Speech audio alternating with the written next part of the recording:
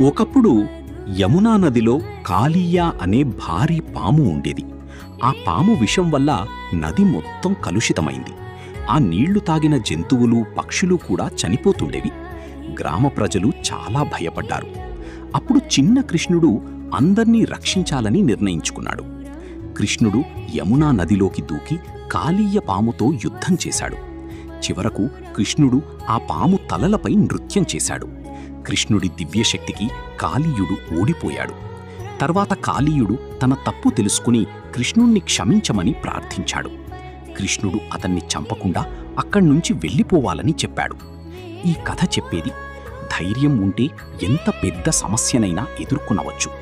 చెడు మార్గంలో ఉన్నవారికి కూడా మారే అవకాశం ఇవ్వాలి. దేవుడి కరుణ ఎప్పుడూ గొప్పది. ఈ వీడియో నచ్చితే లైక్, షేర్ అండ్ సబ్స్క్రైబ్ చేసుకోండి ఆర్సీవీ సిస్టర్స్ ఛానల్ని.